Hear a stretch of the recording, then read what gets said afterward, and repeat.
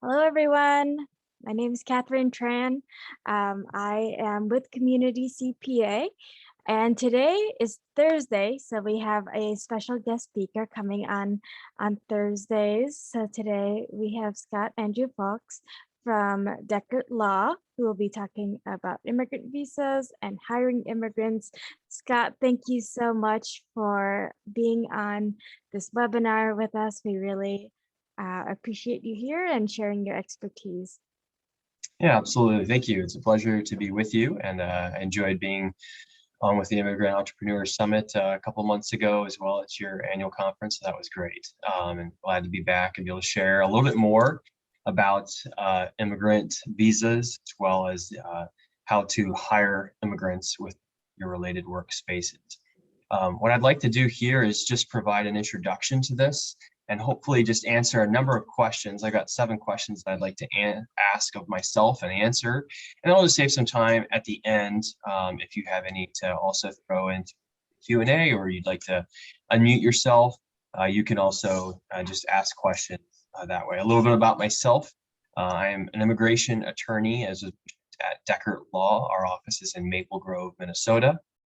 I have a number of clients obviously here in Minnesota, but because it's a federal practice, my practice actually goes well beyond the borders of the state in which I'm licensed. So I have clients across the United States, but also because it's immigration, that means that the whole world is a client. So it's a really unique area of law that I love, because you could just have clients literally around the world. As you can see, I have a map here behind on my wall, and the colored in portions are those clients that I have from different countries of the world. A good chunk of the world is colored in already. So it's a joy to me. I grew up as a child in Peru, and so I immigrated to Peru when I was a child, and then later as an adult immigrated to Europe and lived in Spain for a while. So working with foreigners is joy, and it's such a complex area of the law as well. And so it's very difficult for those who understand our society and have been born and raised here, let alone if you come from a different society, different ways of thinking about law. This makes it even more difficult to navigate this area. So it's a pleasure for me to do that kind of work here at Deckert Law. I'm also an adjunct professor of immigration law at the University of St. Thomas School of Law, of which I am an alumnus, and enjoy teaching immigration law to students there. It's such a fascinating area of the law, just even in the last several years politically on a number of different levels. So it's always fun to have those discussions with students as well. Well, I'd like to go ahead and get started here this morning, or this afternoon, I should say, and ask myself some of these questions. And hopefully some of these are questions you might have had on your mind in the past or currently, or you may have in the future. And you might think I've heard something on that, and might have someone in mind who could answer more of these questions. So the first question I have, and I often get, is what is the process for hiring an immigrant who is abroad? All right, so perhaps you're a business owner, or perhaps you know of someone who is abroad who is looking to obtain work here in the United States. Now, this process is, unfortunately, because of government processing times, quite a lengthy process. It's a moving timeline because there are so many different parts of the process. In addition, you work with a number of different agencies. You can work with the Department of Labor. You can work with the United States Citizenship and Immigration Services. You could also work with the Department of State and Customs and Border Patrol, and even Immigrations and Customs Enforcement. And so trying to navigate each of these agencies in this process makes it difficult, but it also lengthens the process. So when we think of hiring an immigrant who's abroad, we need to find a position for this immigrant. So you need an organization or a company who is going to petition for a particular future position. So though it might be someone you have in mind to would be willing to work right away, we're thinking of a position that might be a couple years down the road. And really, there are 3 major stages in this process. The first stage is with the Department of Labor. All right, so this first stage has in itself 3 different parts. You need to first submit what we call a prevailing wage determination. And so we need to make sure that the immigrant is going to be paid at least the mean or the average of what that same position within that metropolitan area or zip code would also be paid if it was an American worker. And so this is determined by submitting a prevailing wage determination with the Department of Labor. And once that comes back, there is then a set number that would be the salary for that position. Once that's obtained, then we need to go through a period of recruitment. And so what this looks like is that you actually offer this job, whether it's through Sunday newspaper ads, or you post it online, or you post it on your website, a number of different means. You post that position for other US citizens to take the position. Well, as many of you who maybe have been through this process before or are familiar with it, there just aren't necessarily enough US citizens available to take all jobs here in the United States. And that's why immigrants play such a crucial role within our own employment sector.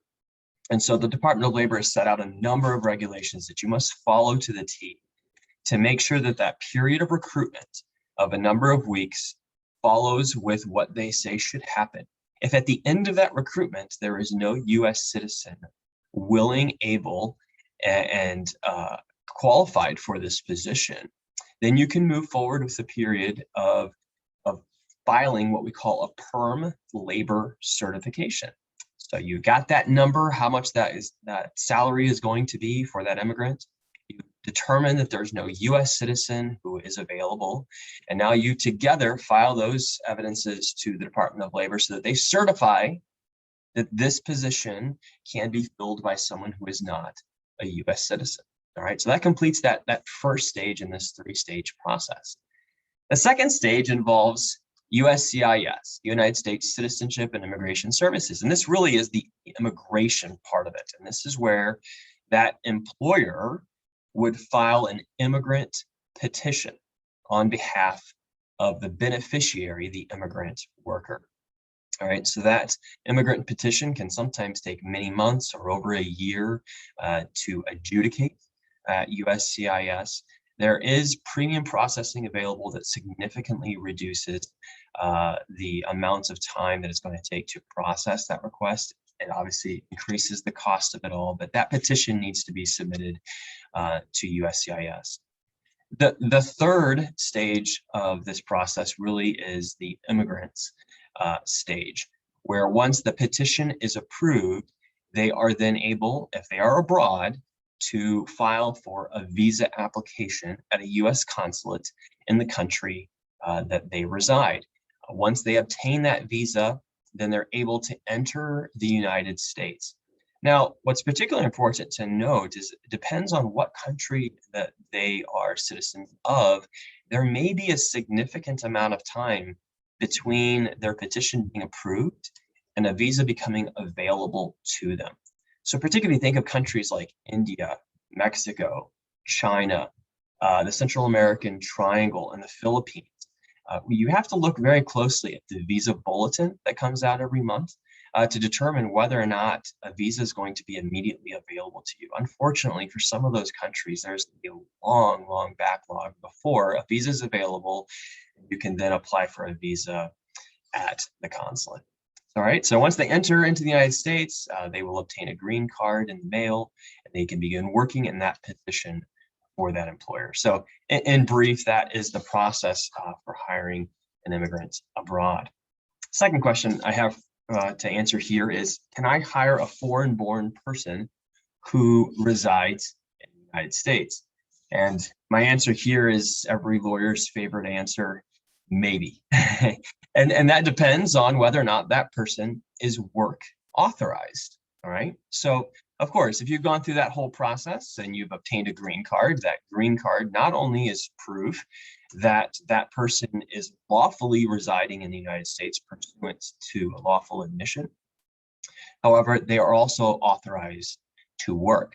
But it's not just green card holders who are authorized to work here in the United States. Those who also have an employment authorization document are also authorized to work. So someone who is here in the United States and has a pending asylum claim would very likely have an employment authorization document that they present to an employer, and they would be eligible to work for you.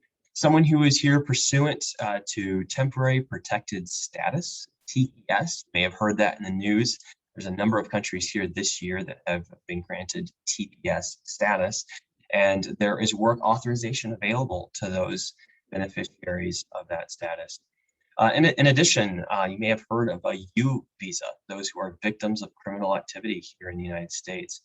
Those are in a considerable backlog waiting for a visa to become available to people. And during that while it's pending, it's very likely that they also have an employment authorization document.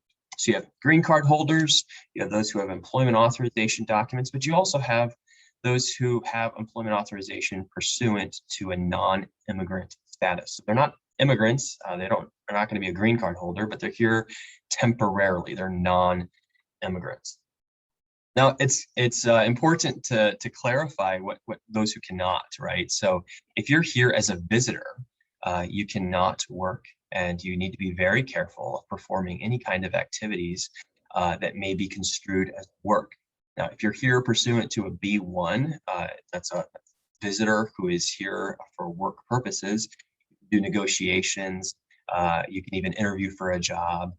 You can pursue some small things related to a job, but you should not do any labor while you're here. Also, students. Students have a number of different ways in which, while they're in school, as well as just after school, they can take part in work both on the campus and outside the campus if it's related to their studies. There's a lot of details to get into there with those kinds of students, but I won't get into more into that, but feel free to ask questions about that. Third question that I have here for you is what kinds of temporary work visas are available for employees? All right, so these are these non-immigrant visas, and in the Immigration and Nationality Act, we really have an alphabet soup of visas. So they start at A and go all the way through most of the alphabet. And so I'll just highlight a couple of them that might be of interest to you as you think about your own place of business, or perhaps a family member or a friend you know who's looking to find a way to be able to work here in the United States.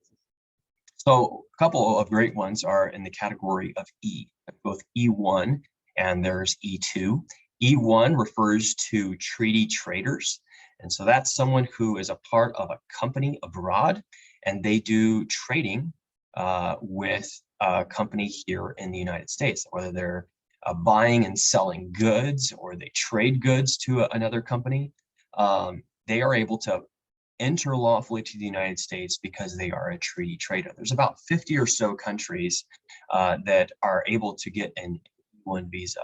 So therefore, if you're a citizen of that country, you might be able to apply to consulate for that. E2 refers to an investor visa. So this is someone who's going to be developing operations at a company. All right, so this is someone who's going to invest a substantial amount of money in order to be able to come into the United States and develop that company. Now, the level of money that is needed to be invested really depends on the kind of company that it is. So if it's a smaller business, perhaps it could just be about $100,000, maybe more than that. If it's a much larger business that would take a lot of money to get off the ground here in the United States anyways, you're going to need to show to the Department of State that that is the amount of investment that you've actually made. There's about 80 or so countries whose citizens are able to apply for an E2 investor visa.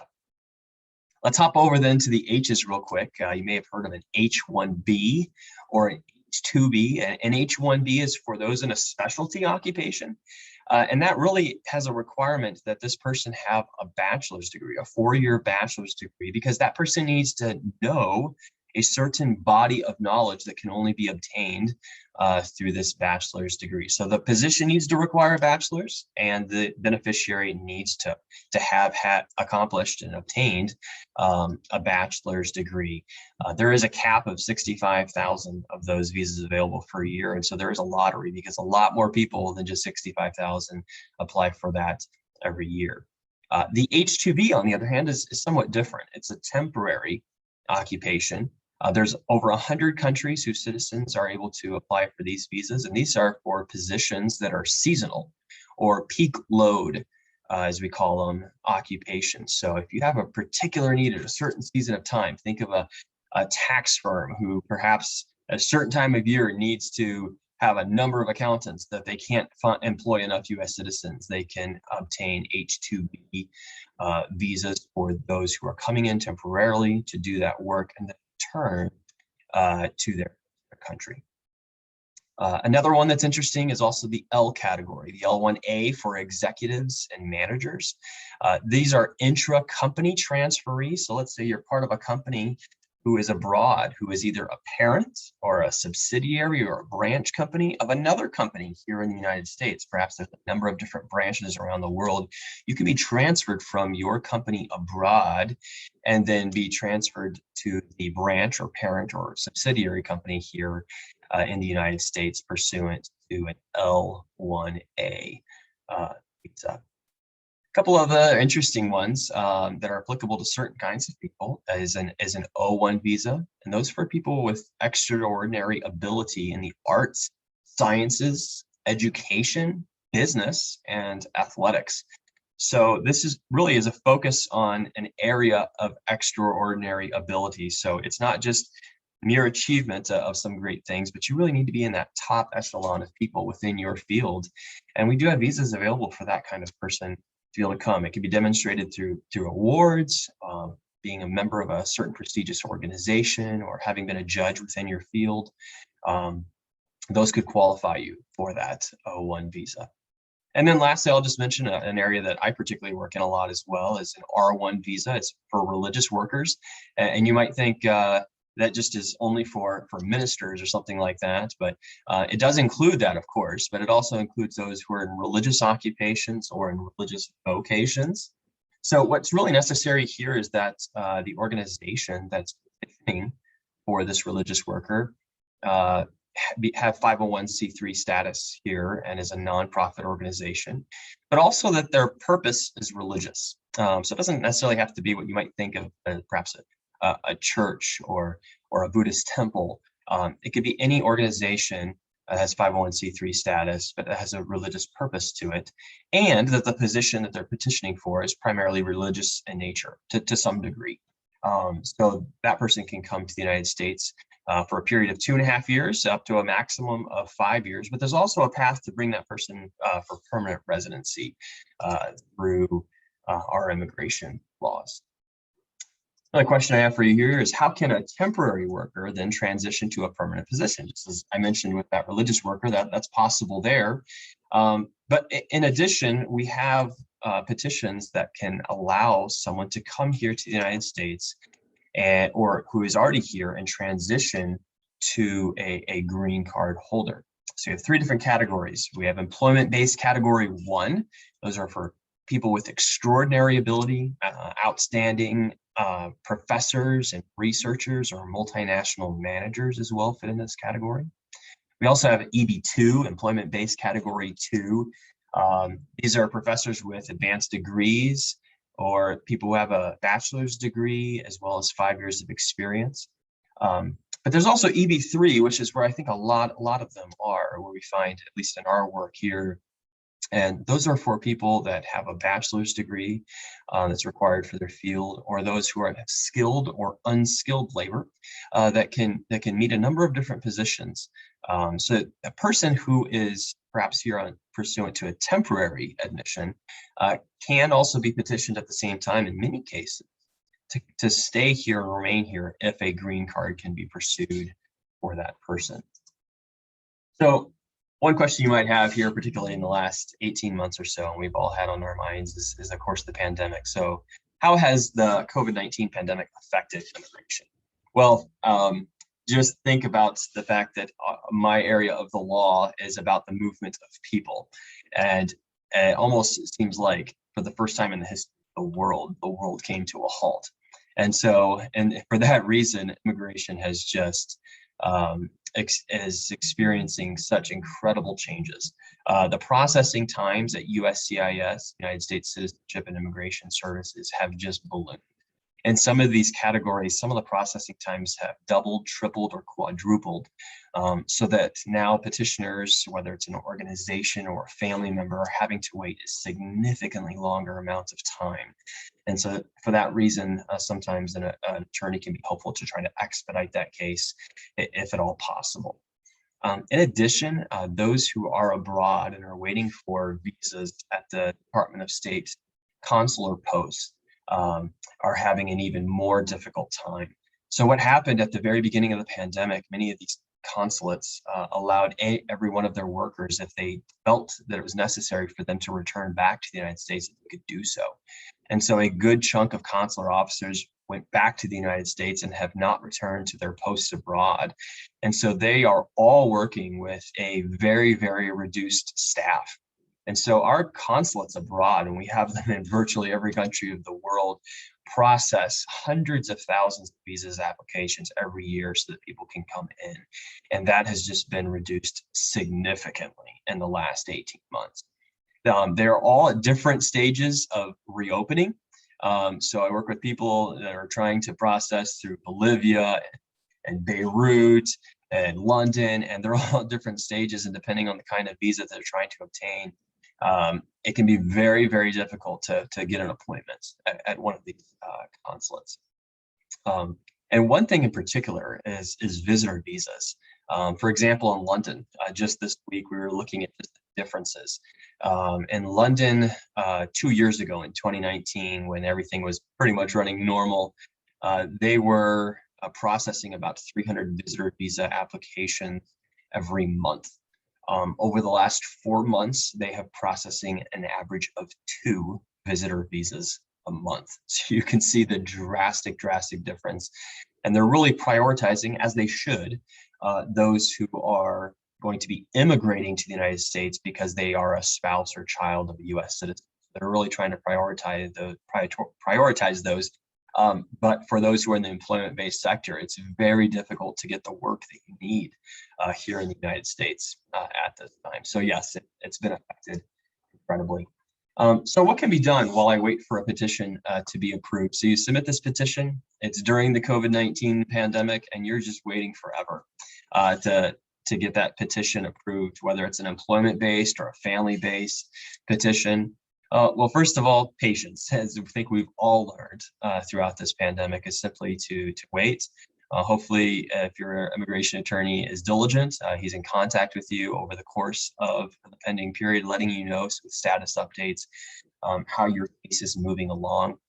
But as is applicable, perhaps you could pursue an expedite of that petition. Speak to an immigration attorney about what qualifies as an expedite. It's become very narrow because so many people are trying to pursue that, but you may, or your organization may qualify for an expedite request for that petition. And then last question I have for you is, how does an immigration attorney increase the likelihood of my petition being approved? There's so many parts along the process that an immigration attorney is invaluable for an immigration petition. First of all, at the initial consultation, and that's finding really the appropriate path from the get-go. So long as the attorney can chart you in the right direction by really evaluating all of your options, you're not spinning your wheels, perhaps pursuing something that could take a whole lot longer when there might be a shorter path or a better path or a more winnable path that you could pursue. So pursuing all your options up front is probably one of the best things an immigration attorney can provide to you. Also, just an awareness of the evolving state of immigration law. I can't speak enough about how many changes happen in immigration law. I'm confronted with dozens of changes every week on a number of different issues. And it's nearly impossible if you don't work in it every day to know how this would affect your case in this way or that way, or even the course of your pending petition or application before USCIS. The other thing is details. We are so well known here in immigration law to reject or deny petitions and applications for just a missed check mark or a wrong date on something. And it's just sometimes not worth it to not have a professional look over some of those things that you're going to be submitting, because if you miss one detail, it could really derail the whole issue. And that's what I'll also end with, is avoiding those case ending mishaps, because I don't know how many times I've had clients submit something to me that they think would be a great idea, and I just know that that would really end it for someone. And so we can steer them in a direction where this might be a better option to that. So I hope these have been helpful questions to be answered for you. If you have any other questions, feel free to unmute yourself and ask, or throw them into the Q&A, and I'm happy to answer them. Thank you so much, Scott, for all of that, and your expertise, of course, for sharing your time. In terms of cost, then, for a business, what does that look like to go through the process of sponsoring a foreign worker? Yeah, that's a good question, and it can be expensive because not only do you have, of course, legal fees if you're going to have an attorney walk you through this stage, but the filing fees can also be quite extensive. And depending on what stage you are on that process, where the immigrant is, that can also be expensive as well. Now, I'm biased, and I say immigrants bring a lot to the table, and they're worth it. And depending on if that person is the right fit for your company or brings the right skills to your company, the thousands of dollars that it will cost in filing fees and as well as in legal fees may be worth it. So yeah, we're talking thousands of dollars that it would cost both areas to be able to complete that stage. Now, if we're talking a temporary worker visa, that might be a little different depending on what it is, the length of time. But each one of those areas that I've mentioned are specific and come with their filing. Awesome. Thank you for that. Of course, if anybody has questions, feel free to pop it in the chat, and Scott can answer them. But if not, I wanted to thank you again for your time here, and I always appreciate hearing about this. So yeah, very good. Well, happy to help. And if you have any other questions you'd prefer not to share in public, you can also see my email there, and you can shoot me an email. I'm happy to answer those as well at any time. Awesome. Yes, and if anybody does have questions, I'm also happy to pass them along. So you all, I think, have my email. It's Catherine@communitycpa.com, and I am happy to help facilitate the conversation. So once again, thanks, and thank you everybody for being on today, and we'll see you on Saturday. Thanks, Scott. Take care.